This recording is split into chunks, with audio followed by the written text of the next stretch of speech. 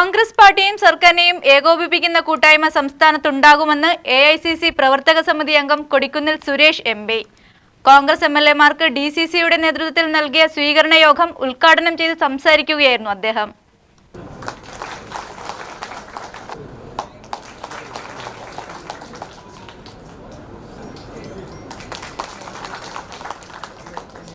പാർട്ടിയും സർക്കാരും രണ്ടല്ല, അവ ഒന്നുപോലെ മുന്നോട്ടു പോകുമെന്നും 5 വർഷം UDF ഭരിച്ചിട്ട് 2031 വീണ്ടും LDFന് ഭരണം കൊടുക്കാതിരിക്കാനാണ് പാർട്ടിയും സർക്കാരിനെയും ഒന്നിച്ചു കൊണ്ടുപോകാനുള്ള തീരുമാനം. തുടർഭരണവുമായി UDF മുന്നോട്ടു പോകും. കമ്മ്യൂണിസ്റ്റ് പാർട്ടിയുടെ അവസാനത്തെ മുഖ്യമന്ത്രിയാണ് പിണറായി വിജയൻ എന്ന് തെരഞ്ഞെടുപ്പിന് മുമ്പ് പറഞ്ഞത് ഇപ്പോൾ യാഥാർത്ഥ്യമായി. കേരളത്തിന്റെ കടക്കണി സംബന്ധിച്ച ധവളപത്രത്തിലെ വിവരങ്ങൾ ജനങ്ങളോട് വിശദീകരിക്കാനാവാതെ CPM നേതൃത്വം ഒളിച്ചോടുകയാണെന്നും കൊടിക്കുന്നിൽ സുരേഷ് പറഞ്ഞു. ഇടതുപക്ഷ ജനാധിപത്യ മുന്നണിക്ക് അതിന്റെ ചരിത്രത്തിലെ ഏറ്റവും വലിയ പരാജയമാണ് സംഭവിച്ചിരിക്കുന്നത്.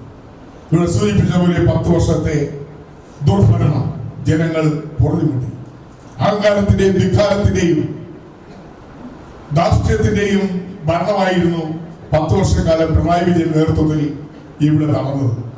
ആ ഭരണത്തിനെതിരായി കോൺഗ്രസുകാർ മാത്രമല്ല, UDFകാർ മാത്രമല്ല, യഥാർത്ഥ ഇടതുപക്ഷക്കാർ പോലും പിണറായി വിജയൻ ഇനി അധികാരത്തിൽ വരരുത്, കേരളത്തിൽ ഇനി ഇടതുപക്ഷ മുന്നണി ഭരിക്കരുത് എന്ന് ആഗ്രഹിച്ചുകൊണ്ട് UDFന് വോട്ട് ചെയ്യുകയുണ്ടായി. കമ്മ്യൂണിസ്റ്റ് പാർട്ടിയുടെ അല്ലെങ്കിൽ മാർക്സിസ്റ്റ് പാർട്ടിയുടെ അവസാനത്തെ മുഖ്യമന്ത്രി ആയിരിക്കും പിണറായി വിജയൻ എന്ന് നമ്മൾ പറഞ്ഞത് അക്ഷരം പ്രതി ശരിയായി വന്നിരിക്കുന്നു എന്ന്. ഇനിയൊരു കമ്മ്യൂണിസ്റ്റ് ഭരണം കേരളത്തിൽ ജനങ്ങൾ അതിനവസരം കൊടുക്കില്ല എന്ന് നമുക്കറിയാം. ഞാൻ ദീർഘമായി കടന്നു പോകുന്നില്ല. 10 വർഷക്കാലത്തെ പിണറായി വിജയന്റെ ഗവൺമെന്റ് ഭരണത്തെ സംബന്ധിച്ചൊന്നും ഞാനിവിടെ വിലയിരുത്തുന്ന കാര്യമില്ല, നിങ്ങൾക്ക് എല്ലാവർക്കും അറിയാം. പക്ഷെ വലിയ പ്രതീക്ഷയോടു കൂടിയാണ് ഐക്യ ജനാധിപത്യത്തിന്റെ അധികാരത്തിൽ വന്നിരിക്കുന്നത്. ആ പ്രതീക്ഷകൾക്കൊത്ത് ഈ ഗവൺമെന്റ് മുന്നോട്ട് പോകുമെന്ന് തുടക്കത്തിൽ തന്നെ പ്രഖ്യാപിച്ചിരിക്കുക. പ്രകടനപത്രിക ജനങ്ങളുടെ മുന്നിൽ വെച്ച പ്രകടനപത്രിക, ആ പ്രകടനപത്രിക പറഞ്ഞിരിക്കുന്ന കാര്യങ്ങളെല്ലാം നമ്മൾ നടപ്പാക്കുമെന്ന് ജനങ്ങൾക്ക് ഉറപ്പ് കൊടുത്തിരിക്കുന്നു. നമ്മുടെ പ്രിയപ്പെട്ട നേതാവ് ശ്രീ രാഹുൽ ഗാന്ധി പ്രഖ്യാപിച്ച ഇന്ദിരാ ഗ്യാരണ്ടി 5 ഉറപ്പുകൾ കേരളത്തിൽ ജനങ്ങൾക്ക് നൽകി. ആ 5 ഉറപ്പുകളിൽ 2 യാഥാർത്ഥ്യമായിരിക്കുകയാണ്.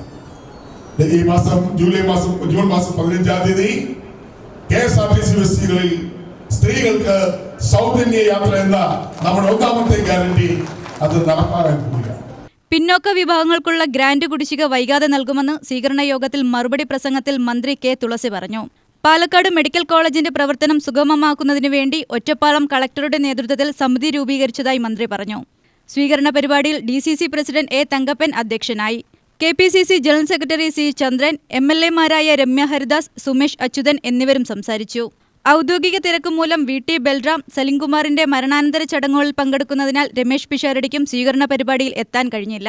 UTV news, Palakkad.